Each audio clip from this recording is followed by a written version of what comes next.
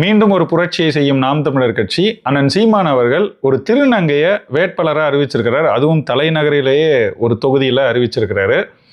இப்படி புரட்சிக்கு அந்நியமாகி கொண்டு ஒரு கட்சி இருக்கு. இன்னொரு பக்கம் இன்னொரு கட்சி புதிதாக வந்திருக்கிறாங்க. இது வரைக்கும் ஒரு தேர்தலில் கூட நிற்கலை. அவங்களோட பலம் என்னன்னு இது வரைக்கும் தெரியாது, நிரூபிக்கப்படலை. இப்படி இருக்கிற நிலையில் முதல் தேர்தல்லையே அவங்க காசு கேட்குறாங்க வேட்பாளராக நிறுத்துறதுக்கே. இப்போ ரெண்டு கட்சிகளில் நடக்கிறது என்ன, உண்மையிலேயே எது நமக்கான அரசியல் அப்படிங்கிறத பற்றி தான் இந்த காணொலியில் விரிவாக பேச போகிறோம். வாங்க பேசலாம்.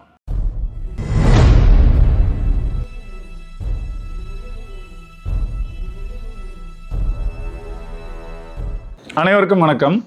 எல்லாருக்கும் தெரியும், நாம் தமிழர் கட்சி உதட்டளவில் வெறும் சமூக நீதினு இந்த திமுக பேசுறது போல பேசாமல் நடைமுறையில் செயல்பாட்டில் அதை காட்டணும்னு விரும்புகிற கட்சிங்கிறது எல்லாருக்கும் தெரியும். தொடர்ச்சியாக 4 தேர்தல்களில் அதை தான் அண்ணன் சீமான் அவர்கள் காமிச்சிருக்கிறார். 2016 தேர்தல், 19 தேர்தல், 21, 24 4 தேர்தலில் நின்று, பொது தேர்தல்கள் மட்டும் நான் சொல்கிறேன், நின்று தங்களுடைய வலிமையையும் நிறுவியிருக்கிறாங்க. இதில் 2016 முதல்ல தேர்தல் களத்துக்கு நாம் தமிழர் கட்சி உள்ளே வரும்பொழுதே ஒரு பெரிய புரட்சியை செஞ்சது. என்னன்னா, நிறைய பெண்கள் வேட்பாளர்களாக நிறுத்தப்பட்டாங்க. நிறைய பொது தொகுதிகளில் பட்டியல் சாதியை சேர்ந்தவர்கள் நிறுத்தப்பட்டாங்க. அப்போ அந்த காலகட்டம் வரைக்கும் அதெல்லாம் இங்கே சமூக நீதினு பேசின திமுக செய்யவே இல்லை. அதிமுக கூட 1-2 முறை செய்திருக்கு. ஆனால் திமுக அதை செய்ததே இல்லைங்கிறது தான் இங்கே ரொம்ப வருத்தத்திற்கையே ஒரு வரலாறாக இருக்குது. ஆனால் நாங்கள் தான் சமூக நீதி காவலர்கள்னு தொடர்ச்சியாக திமுக பேசிக்கிட்டே இருக்கோம். அப்போ அதெல்லாம் உடைக்கிற மாதிரி நாம் தமிழர் கட்சி இதை பெரிய அளவுக்கு முன்னெடுத்தாங்க. எல்லாருக்கும் தெரியும், 2019 வந்துச்சு. அப்போ தான் சரிபாதி பெண்களை நிறுத்துறோன்றதை அண்ணன் சீமான் அவர்கள் தொடங்கினார். அதுக்கு பிறகு 2021 மீண்டும் 234 தொகுதியிலையும் அதே மாதிரி சரிபாதி கொடுத்தாரு. அதுக்கு பிறகு 2024 அதுலேயும் மீண்டும் ஒரு முறை ஆண் பெண் 2 பேருக்கும் சரிபாதியை கொடுத்தாரு. இதில் கூடுதலாக ஒன்று செஞ்சார் 2016. அது என்னன்னா, திருநங்கை தேவிங்கிற ஒரு அக்கா அவங்கள அந்த தேர்தலில் 2016 10 ஆண்டுக்கு முன்னாடி நான் பேசுறது, அப்பவே தேர்தலில் போட்டியிடுறதுக்கு வாய்ப்பை கொடுத்தார் அண்ணன் சீமான் அவர்கள். அதுதான் இந்தியாவிலேயே திருநங்கை ஒருவர் ஒரு கட்சியின் வேட்பாளராக முன்னிறுத்தப்பட்ட முதல் நிகழ்வு. அதுதான். அதுவும் எங்கேயோ ஒரு இடத்துல நிறுத்தினா இவங்கெல்லாம் இருட்டடிப்பு செஞ்சிருவாங்க. ஏன்னா நாம் தமிழர் கட்சிக்கு இன்றைக்கு இருக்கும் ஓரளவுக்கு ஊடக பலம் கூட அன்றைக்கு கிடையாது. இன்னைக்காவது வலையொலிகள் பெரிய இருக்கு, அதுல நமக்கு நிறைய தளங்கள் இருக்கு. ஆனா அன்றைக்கு வலையொலிகள் கூட பெருசா கிடையாது, எந்த தொலைக்காட்சியும் காட்டாது. அப்படி இருந்த நிலையில அண்ணன் சீமான் அவர்கள் அந்த தேவி அக்காவை, திருநங்கையான தேவி அக்காவை நிறுத்தும் போது அதை முதலமைச்சர், அன்றைய முதலமைச்சர் செல்வி ஜெயலலிதா அவர்களை எதிர்த்து ஆர்கே நகரிலேயே நிறுத்தினார். அப்படி நிறுத்தினாதான் அது பெரிய பேசு பொருளாகும், இது ஒரு பெரிய புரட்சியாக பார்க்கப்படும், உண்மையிலேயே மாற்றம் இவங்க தான் அப்படின்றத மக்கள் கவனிக்கிற வகையில் அமையும் தான் அண்ணன் சீமான் அவர்கள் ஆர்கே நகரில் அவங்கள நிறுத்தினார். அது உண்மையிலேயே பேசு பொருளாச்சு, ஒரு முன்மாதிரியாச்சு. ஆனால் மற்ற கட்சிகள் அதிலிருந்து எந்த பாடத்தையும் கற்றுக்கல. இதுவரைக்கும் யாரும் மீண்டும் ஒரு திருநங்கைக்கு வாய்ப்பை கொடுக்கவே இல்லை. மீண்டும் ஒரு முறை இந்த தேர்தலையும் அண்ணன் சீமான் அவர்கள் ஒரு வேட்பாளரை அறிவித்திருக்கிறாரு. அண்மை காலத்தில் கொஞ்ச நாள் முன்னாடி அந்த தேவி அக்கா நடுவில் கட்சியிலேருந்து வெளியே போயிருந்தாங்க, அப்புறம் திரும்ப வந்தாங்க. அண்ணன் சீமானோட படம் எடுத்துக்கிட்டது அதெல்லாம் கூட பார்த்துருக்க முடியும். இப்போ அவங்க தான் உள்ளே வராங்களா, அவங்க தான் வேட்பாளரான்னு கேட்டுட்டு இருக்கும்போது நேற்று ஒரு அறிவிப்பு வெளியாகுது. ரோஷினிங்கிறவங்கள, ஒரு திருநங்கை, அவங்கள சென்னை வில்லிவாக்கம் தொகுதியில் வேட்பாளராக நிறுத்துகிறார் அண்ணன் சீமான். அதுக்கான அறிவிப்பு வந்தது. இன்றைக்கு எல்லா ஊடகங்கள்லையும் அது பரப்பப்பட்டிருக்கு. அதில் செய்தி என்னன்னா, திருநர்களுக்கு பிரதிநிதித்துவம் தரும் வகையில் நாம் தமிழர் கட்சியின் வில்லிவாக்கம் வேட்பாளராக திருநங்கை ரோஷினி அறிவிக்கப்பட்டுள்ளார் அப்படிங்கிறது தான் பெரும்பான்மையான ஊடகங்களில் செய்தியாக வந்திருக்கு. இவ்வளவும் செய்த பிறகும் திமுக வெக்கமே இல்லாமல் நாங்கள் தான் சமூக நீதி கட்சின்னு பேசும். இந்த முறையும் நாம் தமிழர் கட்சி சார்பாக அதே மாதிரி 234 117 ஆண்கள் 117 பெண்களுக்கு வாய்ப்பு அப்படின்னு சொல்லியாச்சு. அதில் ஒரு தொகுதியை தேர்ந்தெடுத்து அதில் ஒரு திருநங்கைக்கும் வாய்ப்பு கொடுத்தாச்சு. பொது தொகுதிகள்லையும் ஆதி தமிழர்களை நிறுத்துற அந்த முன்னெடுப்பும் மீண்டும் ஒரு முறை அண்ணன் சீமான் அவர்கள் செய்கிறாரு. இதெல்லாம் ஏன் அவரால் செய்ய முடியுதுன்னா, அவருக்கு உண்மையான சமூக நீதி நோக்கம் இருக்குது, அதனால் அவரால் செய்ய முடியுது. தமிழர்களுக்கு பிரதிநிதித்துவம் சொல்கிறோம், அதனால் பிற மொழியாளர்கள் அச்சப்படுறாங்க. அவங்களுக்கு நாம் தமிழர் கட்சினா இவங்க ஆட்சிக்கு வந்தால் என்ன செய்வாங்க, அந்த மாதிரி ஒரு எண்ணம் இருக்குது, ஒரு கேள்வி இருக்குது, ஒரு ஐயம் இருக்குது, ஒரு சந்தேகம் இருக்குது. அப்படின்னா அதையும் உடைக்கிற விதமாக தான் 2016 சற்றேறக்குறைய 22 பிறமொழியாளர்களுக்கு வாய்ப்பு கொடுத்தாரு. 2021 17 பேருக்கோ வாய்ப்பு கொடுத்துருந்தாங்க. இந்த முறையும் அது போல நிறைய பிறமொழியாளர்களுக்கு வாய்ப்பு கொடுக்கப்படுகிறது. அது எப்படி கொடுக்குறாங்க அப்படின்னா, அவங்களுடைய பிரதிநிதித்துவம். இப்போ தெலுங்கர்கள் 4-5 விழுக்காடு இங்கே வாழ்றாங்கன்றது தான் கடைசியாக எடுக்கப்பட்ட சென்சஸ் சொல்றது. இன்னும் சரியாக சொல்லணும்னா அதில் 5.5 விழுக்காடோ என்னவோ சொல்றாங்க. அப்போ அந்த அளவுக்கு அவங்களுக்கு பிரதிநிதித்துவம் கொடுக்கலாம். கன்னடர்கள் எவ்வளோ, அதை விட மிக மிக குறைவு. அப்போ அந்த அளவுக்கு அவங்களுக்கு கொடுக்கலாம். மலையாளிகள் எவ்வளோ, அது சற்றேறக்குறைய கன்னடர்கள் மலையாளிகள்லாம் இங்கே ஒரே அளவு தான் வாழ்றாங்க. அப்போ அவங்களுக்கு அதுக்கேற்ப கொடுக்கலாம். இப்படித்தான் எல்லாருக்கும் கொடுக்கப்படுது.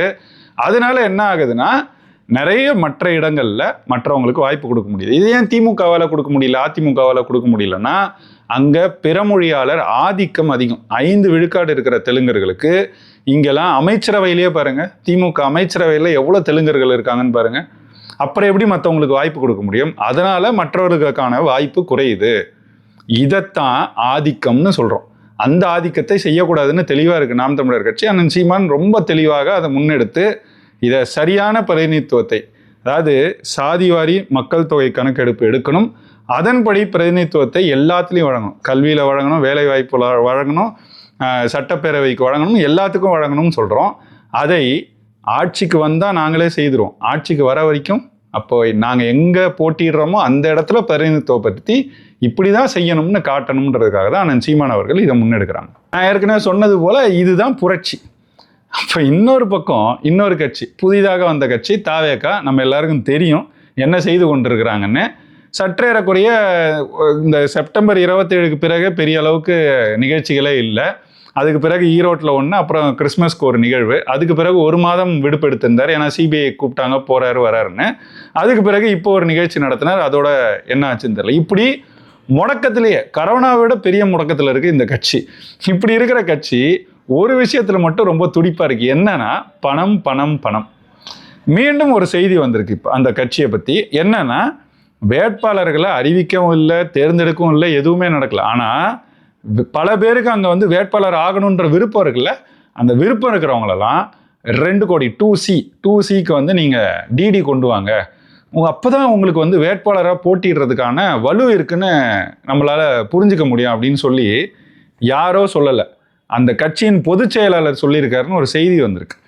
என்னன்னா, ஜூனியர் விகடன்ல போட்டிருக்காங்க அந்த செய்தியை. தாவேக்காவில் விசில் சத்தத்தையும் தாண்டி வசூல் சத்தம் கேட்கிறதாம். சீட் பெற விரும்புபவர்களிடம் அந்த கட்சியின் மகிழ்ச்சி நிர்வாகினா யாரு? ஆனந்த், புசி ஆனந்த் மகிழ்ச்சி நிர்வாகி தலைமைக்கு தெரியாமலேயே வசூலில் இறங்குகிறாராம். சீட் வேணும்னா கட்சி பேருக்கு 2 கோடி ரூபாய் டிடி எடுத்து கொடுக்கணும்பா, அப்பதான் எலெக்ஷனை சந்திக்கிற அளவுக்கு உங்களுக்கு தென்பு இருக்கான்னு எங்களுக்கு தெரியும் என்று கண்டிஷன் போடுகிறாராம் அப்படின்னு சொல்லி ஒரு செய்தி வந்திருக்கு. எதுல? விகடன்ல. விகடன் யாரு?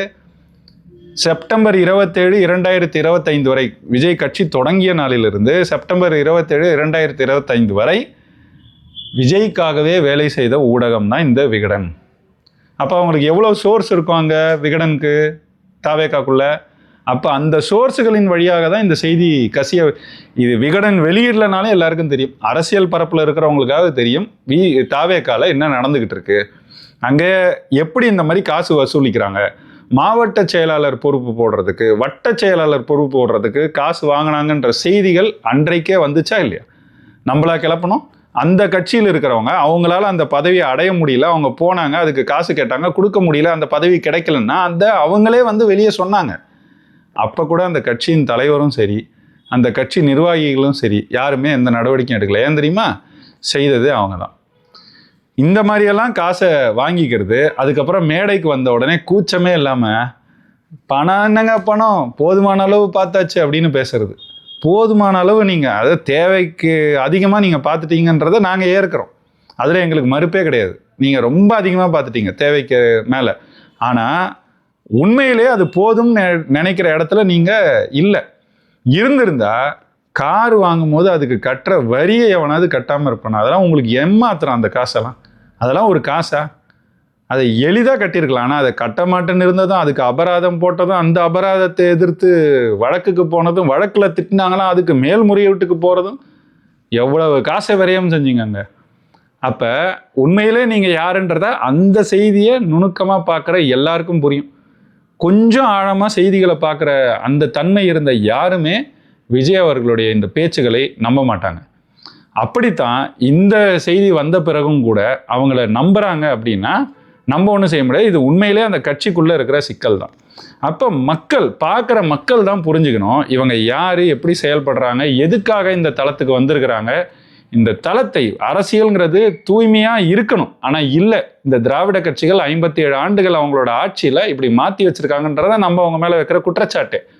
ஆனால் அவங்க என்னெல்லாம் செய்கிறாங்களோ, அவங்க நீங்கள் வேட்பாளராக ஆகணும்னா அதுக்கு ஒரு விருப்ப மனு, அந்த விருப்ப மனுவுக்கு 25,000 ரூபாய் வாங்கிக்குவாங்க. இப்படித்தான் அந்த கட்சிகள் வசூல் செஞ்சுக்கிட்டு இருக்கு. அது தவறு. அப்படி அது 25,000 முடியாது. அது 25,000 50,000ன்றது வெறும் விருப்ப மனுவுக்கு. அந்த விருப்ப மனு வாங்கிட்டு அங்கே போய் உட்கார்ந்தீங்கன்னா அதில் எல்லாருக்கும் நேர்காணல் வைப்பாங்க. போய் உட்கார்ந்தீங்கன்னா உங்களால் எவ்வளவு செலவு பண்ண முடியும் அப்படின்னு ஒரு கேள்வி கேட்பாங்க.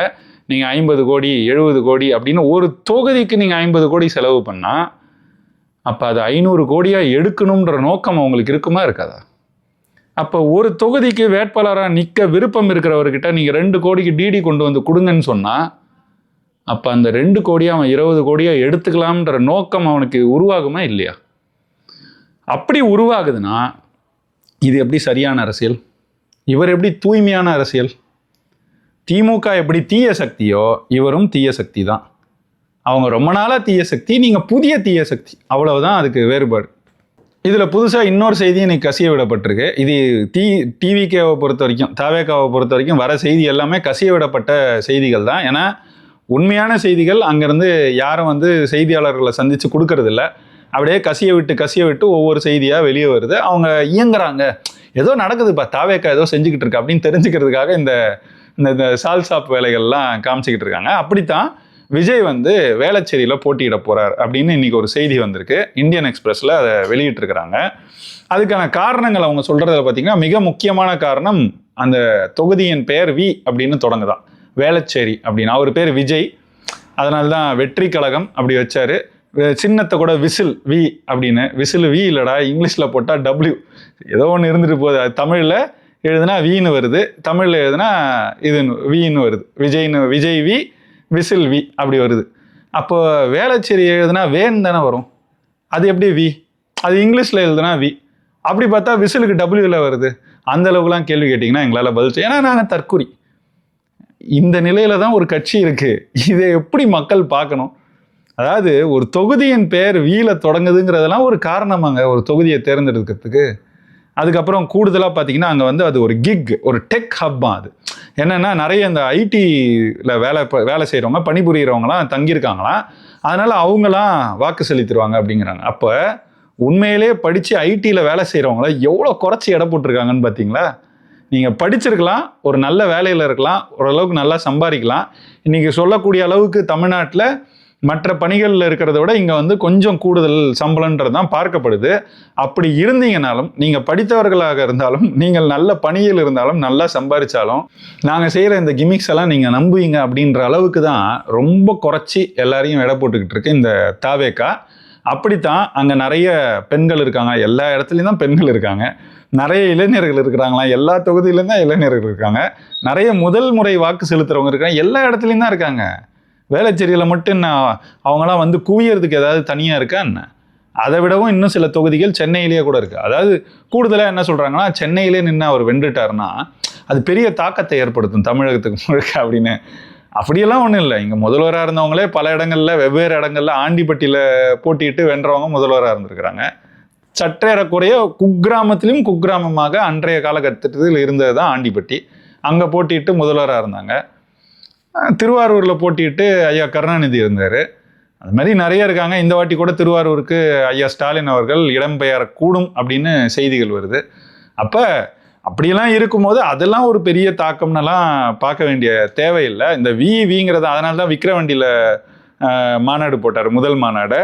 அப்படி தான் சொல்கிறேன். அப்படி பார்த்தா விக்கிரவாண்டி கூட பரவாயில்ல, வின்னு தமிழில் எழுதினாலும் வி, இங்கிலீஷில் எழுதினாலும் வி. இது வேளச்சேரி தான் இங்கிலீஷில் எழுதுனா வி, தமிழில் எழுதுனா வேன்னு போயிடுது. அந்த அளவுக்கு அவருக்கும் தெரிஞ்சிருக்காது. ஏன்னா தூங்கு மூஞ்சி மர பூவை போட்டுட்டு அதுதான் வாகைப்பூன்னு இன்னைக்கு வரைக்கும் நம்பிக்கிட்டு இருக்காங்களே, இவங்ககிட்ட போய் நீங்கள் எதை சொல்லி புரிய வைப்பீங்க? அதனால் மக்களே, நம்ம தான் புரிஞ்சுக்கணும் எது நமக்கு நல்லது, எது சரியான அரசியல்னு. உண்மையிலேயே சரியான அரசியல் எதுங்கிறத சிந்திச்சு இப்போலேருந்து ஆதரவு தெரிவிக்கிறதும் அவர்களுக்காக வாக்கு செலுத்துவதையும் நீங்கள் தான் கவனம் செலுத்தி பார்க்கணும். அதை தான் கோரிக்கையாக முன் வச்சுக்கிறோம். இன்னொரு கோரிக்கையும் வச்சுக்கிறேன். தொடக்கத்தில் எப்பவும் சொல்லுவேன், இந்த வாட்டி கடைசியில் சொல்கிறேன், இன்னமும் சொல்கிறேன். 65லேருந்து 70 விழுக்காட்டு பேர் ஏற்பளிக்காமல் பார்க்கிறீர்கள். அருள் கூர்ந்து அனைவரும் ஏற்பளித்து விட்டு பாருங்கள். வரும் காணொளிகள் உங்களை நேரடியாக வந்து சேரும். காணொளி உங்களுக்கு பிடித்திருந்தால் விருப்பம் தெரிவிங்கள், லைக் பண்ணுங்கள், ஏற்பளியுங்கள். உங்கள் நண்பர்களுக்கு இந்த காணொளியை பகிருங்கள். நன்றி, வணக்கம்.